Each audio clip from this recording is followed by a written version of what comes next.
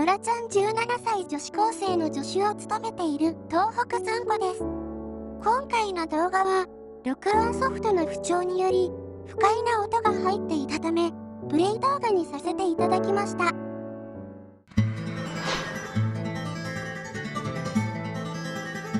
Greenville Community Center. Now that's an impressive building. Clock Tower is impressive too.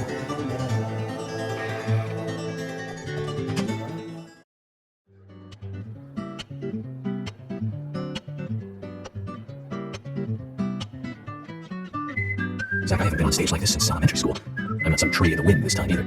Well, that was a tough role. That was a piece of scenery. Bright red tree. Thank you all for coming today. Getting right down to business.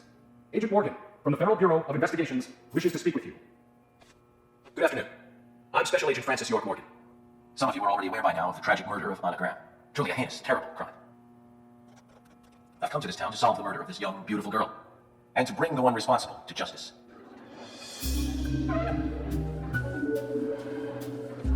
Unfortunately, incidents like these have a tendency to happen again.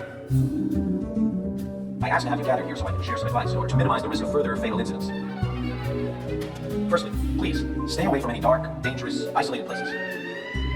Those of you with children, especially of Anna's age, please guide your children away from such places at all costs. Secondly, avoid going out when it is raining.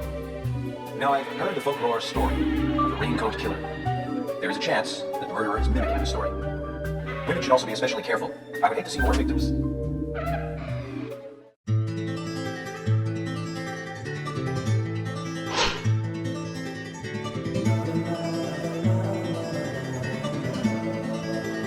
Who's the fashionably late one? That's Carol, Thomas's sister. She owns a bar. Thomas's sister. Excuse me. So, as I have said, avoid going outside when it is raining. Young women should be especially careful. Report anything or anyone suspicious immediately. The murderer will be caught and brought to justice. But you must all remain on guard until we do so. That's all I have to say. Thank you.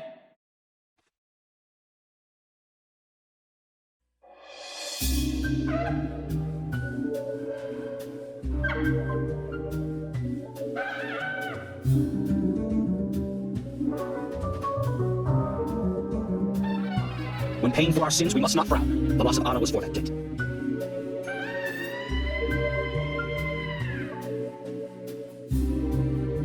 When purple fog covers our town, we'll all wander in hell, I fret. So says Mr. Stewart.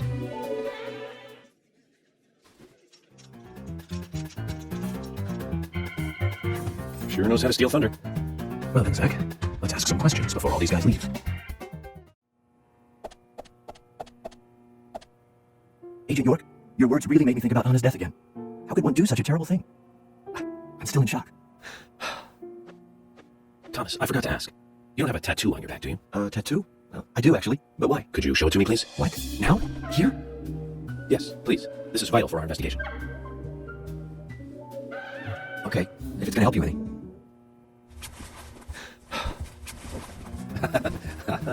Well, I'm wondering who G is now, but aside from that, did it tell you anything?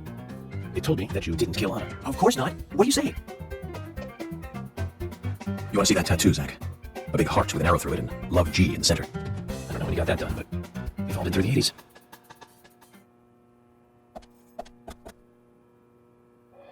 Quite a performance. Mysterious and very poetic.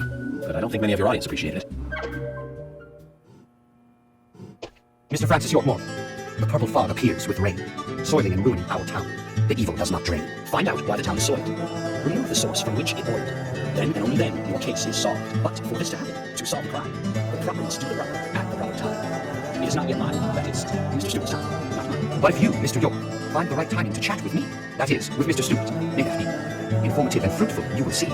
So says Mr. Stewart. So, Harry, you know something, but there's some reason why you can't tell me yet. Is that what you're trying to say? Cut the poetic rubbish, Harry, and tell us what you know. We can force you to talk, you know.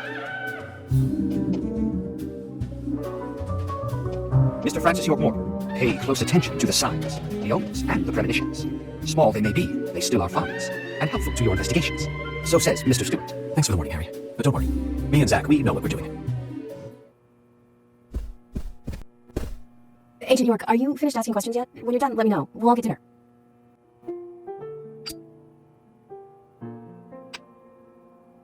Anna was an airhead. What do you mean? Are you saying she was killed because she was an airhead? Or are you saying that she was an airhead for being killed? I'm sure she's still an airhead even in heaven. She changed her hair every day. If she lost a pound, she'd be ecstatic. Gain one, and she'd almost be in tears. She broke many, many plates every day at the diner, and she'd always have a smile on her face, always having fun. Everyone looked at her and knew she was a cute, adorable, loving airhead. But they would be smiling right along with her. I wouldn't be surprised if the angel smiled with her too. Isaac and Isaiah said that Anna was a fairy of the forest. A goddess.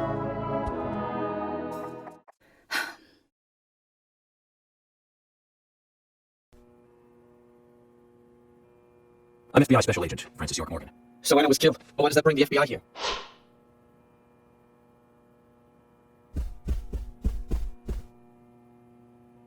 You're York, right? I'm Richard Dunn, the owner of the Darts Bar, Sweary 65.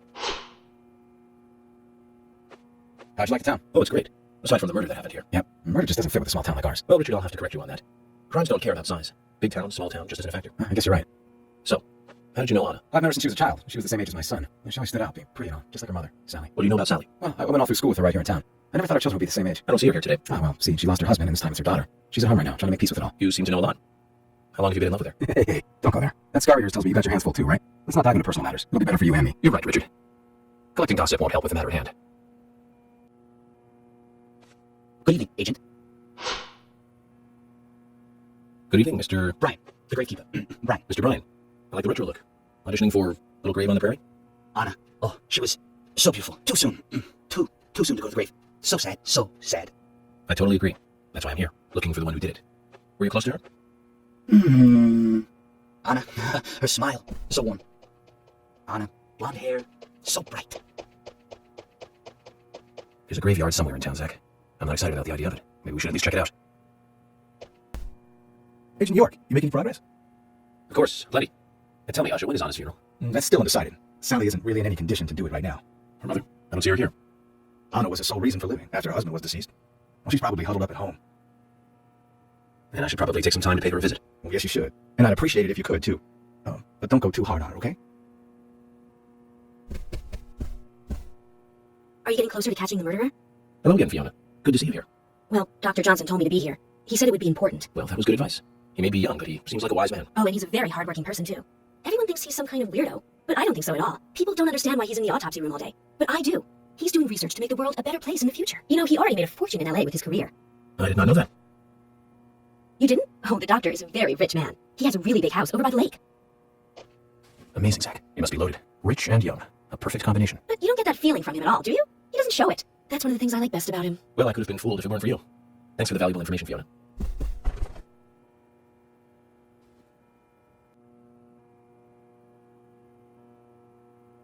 So you're the FBI agent, are you? I'm FBI Special Agent Francis York Morgan. I'm the general. I fought for my country in the Vietnam War. A real-life war hero. So why are you living here? Soldier, this is my hometown. After a man returns from war, there's no place to go other than his hometown. Your little speech, you mentioned the Raincoat Killer. Was that a problem? You imbecile. The Raincoat Killer's no myth, not mere folklore, not a fairy tale. It's based on actual events that happened in this town. It is.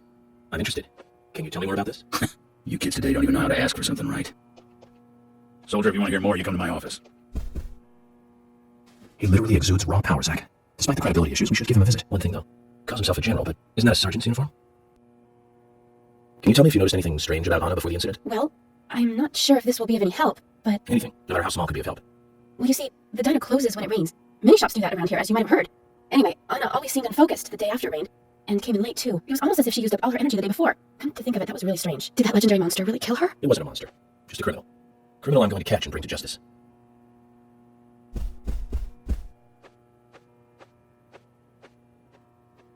I'm U.S. Special Agent Francis York Morgan.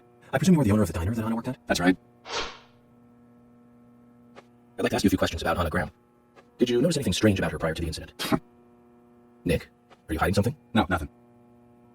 You're sure? I'm sorry, but I don't like repeating myself.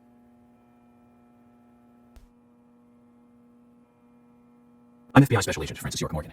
Please, call me York. Wesley, owner of the gun store called Panda Bear. People around here call me the gunsmith. Was there something you want to ask me? How do you make a living running a gun store in a place like this? I'd be worried because there can't be that many customers. Worry gives a small thing a big shadow. I do gunsmith work in my shop, too. If you got the skills, the customers find you. All you need is a network. I hope so.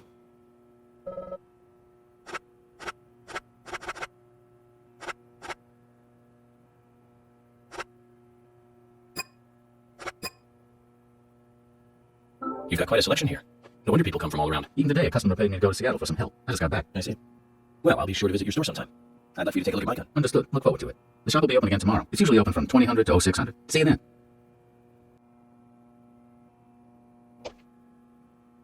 You're Isaac and Isaiah's mother? Yes, I'm Lily. I'm FBI Special Agent. Agent York, right? You are good. The handsome special agent from the big city. The facial scar trademark. The way you introduce yourself. Everyone's talking about you. Well, I can't say much about the scar. But the way I introduce myself, Zach and I consider it a kind of ritual of sorts. Everyone has their own rituals. It's like always leaving the house left foot first. It's one of those things. You certainly are a funny one. So have you noticed anything strange or out of place recently? Well, Becky's been taking a couple of days off from work, but aside from that, I heard she was in shock after the murder. But, You think there's something else? well, I took the boys along to see her today. She's always so kind to them, and they love seeing her too. But she took in the boys and told me to wait outside. Something about a special secret between just the three of them. I just couldn't understand it. Now that's interesting. Thank you, Lily. Perhaps we should give Becky a visit tomorrow, Zach. Yeah! Hey there, FBI. I'm Keith Ingram. FBI Special Agent Francis York Morgan. Please call me York. That's what everyone always calls me. Okay, York. No problem, man. So, Keith, I hear you run the Milk Barn convenience store. That's right, man. Rock and roll! Do you sell raincoats there by any chance? Yeah, but nobody ever buys them, though. Anyone who wears one of them, I say, just ain't a rocker. But you know, that scar of yours. Now that scar rocks. This scar rocks? No, that's a new one. I'll drop by your store soon and let's talk then. Yeah, cool, man. Rock on, FBI! Mr. Morgan, you're quite an impressive public speaker. Really? Thank you, Polly. You reminded me a little of a play I saw when I was younger. What kind of play? I'm talking about back when this place was still called the Mercury Theater. When I was young, I used to come here often with my husband. God rest his soul. We'd come on the weekend to see the latest play. He'd always pretend to be uninterested, but I could tell he was excited inside. He was just one of those kind of guys, really, thinking about it now. Really, Polly? So what's your favorite play? Oh, well, I like so many. There was one in particular, but I can't recall the name anymore. Oh, it was a very famous one, too. Something by Shakespeare? Oh, no, nothing. One more bell that doesn't ring anymore. I've always been forgetful about the plays we used to see anyway. Oh, and my husband would get angry at me for forgetting what we saw. He'd go on for hours retelling what the play was about. His eyes were so sparkling, like a happy young boy. I see. So, what's your favorite play? Oh, I almost forgot, Mr. Morgan. We're going to have another guest soon. I have to get back and get things ready. Sorry for having to hurry away. I'll see you back at the hotel. Zach, I think she could embarrass the toughest of the FBI's interrogators. She successfully avoided answering my question, Zach. Amazing.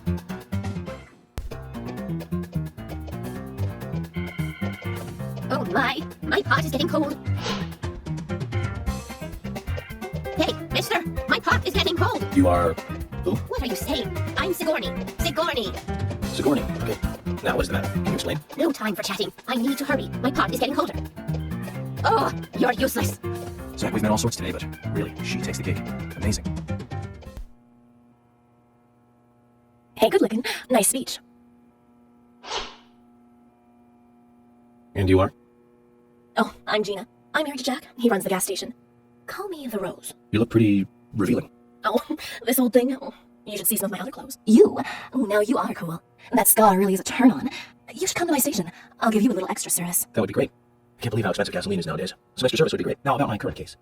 Do you have any information on Anna? Have you seen anything suspicious? Oh, I don't know. Talk to my hubby about the difficult stuff, okay? This is getting us nowhere, Zach. I've nothing to say to you. I haven't asked you anything yet, Jack. Shut it! I might open up if you introduce me to, I don't know, a Ben Franklin or two. Guess there's always someone like him in every town. Jim, thanks for your help in the forest. How are Isaac and Isaiah? They're fine. They really seem to love their grandpa. Well, I guess they do, son. I want to keep them away from the filth of the material world as much as I can. Their mother agrees, which is why she lets me take care of them so often. And that's why I want you to solve this case quickly and go home. Those rumors about that scar of yours do more damage than good around here. I guess I reek of the material world, don't I? I have to in order to do my job. But I understand what you mean. I'd think the same if I was born in a place like this, Zach. Agent Morgan, I'd like to let everyone go home now. Let's go outside.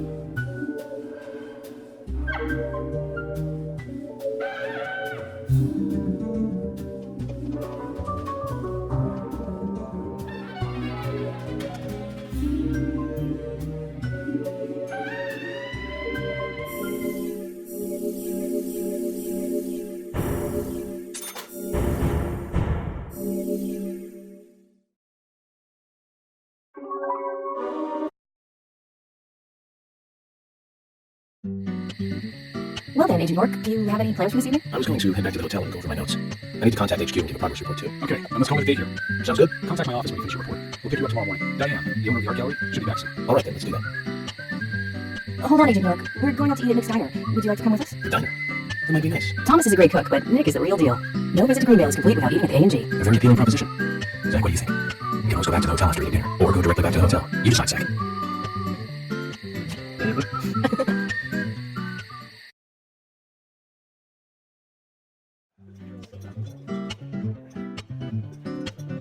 I've been sheriff here for a long time now, and this is the worst murder I've ever seen. Our town is a little odd in some ways, but it's usually a peaceful place. We had our fair share of cases, but just the regular stuff. A high school kid shoplifting from the milk barn, maybe, or some hot-headed kids fighting, fueled on liquor. Nothing more than that. Agent York, what kind of cases have you dealt with in the past? Not much different from those you've just mentioned. The case I was on until last month, well, the guy killed 7 girls in a 3-month period. He sawed their heads off from the neck and took them back to his house. He cleaned the skulls up and used them as utensils in his daily life, to eat from or as a urine cup. He hated women. That was his way of dealing with it. He'd fill skulls with ice, cola, and rum, and he'd down it in one gulp. For him, that was a holy ritual. The question of his mental state was the pivotal point in the court case. Oh, man. For me, he was insane. 100%. Drinking from the skulls, well, that is one thing. But those he had used to relieve himself, he would then just use them to drink from, too. Yeah, that was too much for me. It's just not sanitary. Not sanitary. That's probably not the problem for most of us. What else? Ah, yes. An ingenious law school student raped over 800 victims. That was a nasty one. Thank you, Agent York. Now, let's talk about something else. You don't want to hear anymore? That's a shame, isn't it, Zach? I was just about to get to the good part, too. It sounds like you live in a totally different world. I mean, you're like an elite agent who just jumped out from a movie or something. In your eyes, we must look like we're just playing cops and robbers. Ugh, I give up. I can't compete with you. Don't say that, Emily. The cases you have solved are all full-fledged crimes. A crime is a crime. Size doesn't matter. There's no big and small. Crimes always have a criminal and a victim. No victim will ever welcome a crime, no matter what its size. So, fundamentally, there is no difference in size. Well said, Agent Morgan. We work day and night to preserve peace and order in this town. You understand that, right? Of course, but still, I don't view shoplifting and honest murder as the same level of crime. Me neither. I never even dreamt that such a thing could ever even happen in this town. I keep on expecting to see Anna here in this diner, waiting on tables. Excuse us, Agent Morgan. We sure made dinner a more uplifting experience. Let's call it a night. Okay, good night then.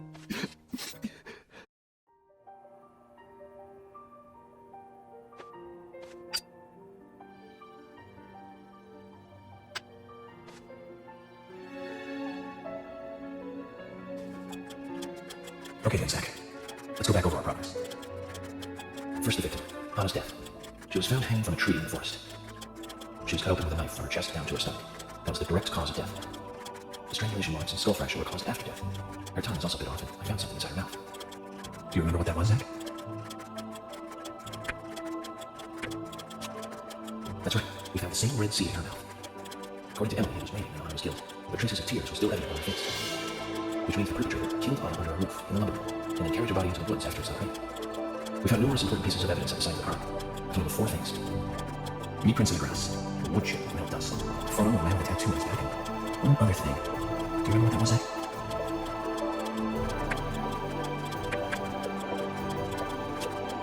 That's right, a broken stiletto heel.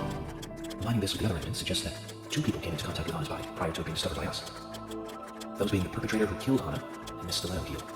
There's also a possibility that a 3rd party carried Anna to the woods. That means we could be dealing with 3 people. 2 or 3 people. In any case, Miss Stiletto here may have vital information. We need to find her next. We didn't use forensic methods, but we're still closing in on the criminal. Have I forgotten anything? Ah, of course. The marks on her hand tell us that Anna was gripping something when she died. Do you remember that, Zach? What do you think she was holding on to?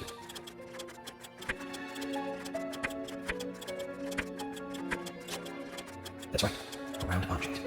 The marks on her hand suggested a peace mark. The man in the photo found in the woods had a tattoo of an upside-down peace mark on his back. These 2 could well be related. But we don't know for sure. Next, the townfolk. A few are worthy of special attention. Carol McLean, a singer and bar owner. She's Tom's assistant. Then there's Nick Cormack, the owner of the diner. Both of them seem to be hiding something. There's Diane, the owner of the art gallery, who's out of town. Then we have problematic, old, rich, and eccentric Harry. Both a bit tough to crack. Then we just have to go one by one.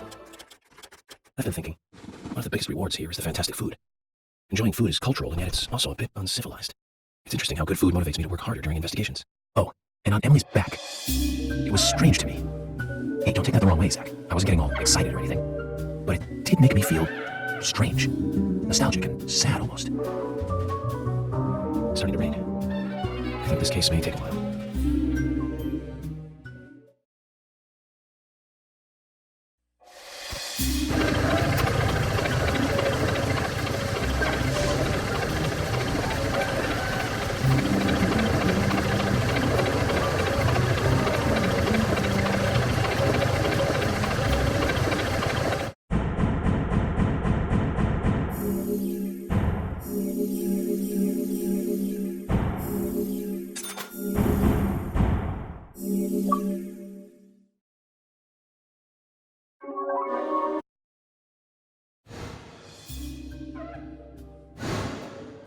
Are you thirsty? You must be very thirsty. You only take milk with your coffee? Coffee with milk, that's all.